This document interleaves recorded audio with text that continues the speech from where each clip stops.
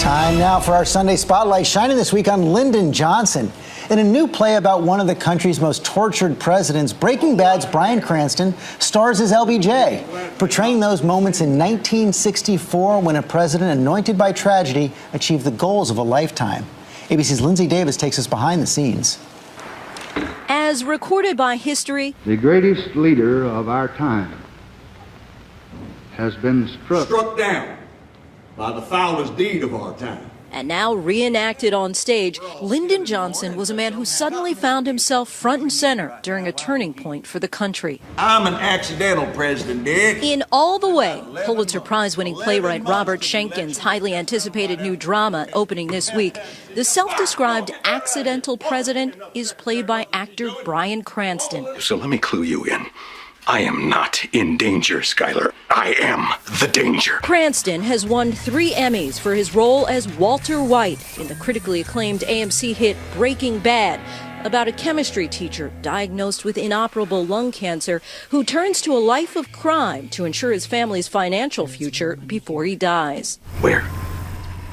Where did he keep it? Well, maybe you think Goldwater ought to be elected. And now, another intense role. Our cameras were there as Cranston rehearsed for this latest turn as the country's 36th president. Why'd you choose Bryan Cranston for LBJ? You have somebody who is funny and entertaining and endearing and then terrifying.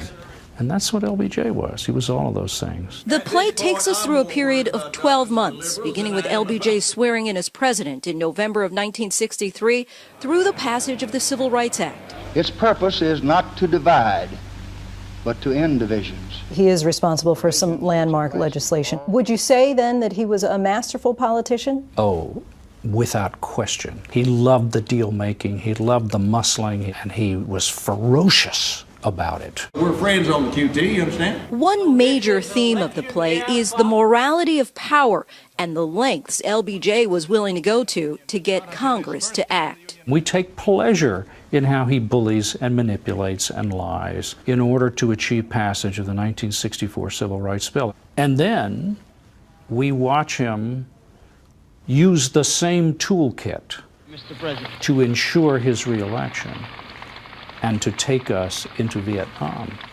and we stop cheering. That's what this play is about. It's a bloody, messy business. A business that's only gotten worse. At least before it was productive. Now it's bloody and messy and we're not doing anything. In 1964, there was no shame in crossing the aisle and making a deal. You're my brother. In the end, it's a story about a president, an accidental president who very purposefully managed to shift the politics of the day. What he did in terms of civil rights in this country was extraordinary. The Civil Rights Act broke the back of Jim Crow and changed this country forever. To me, that's heroic. For this week, I'm Lindsay Davis in Cambridge, Massachusetts. Cannot wait to see that performance. Remarkable resemblance. And now we honor our fellow Americans who serve and sacrifice. This week, the Pentagon released the name of one soldier killed in Afghanistan. And that is all for us today. Thanks for sharing part of your Sunday with us. Check out World News with David Muir tonight, and I'll see you tomorrow on GMA.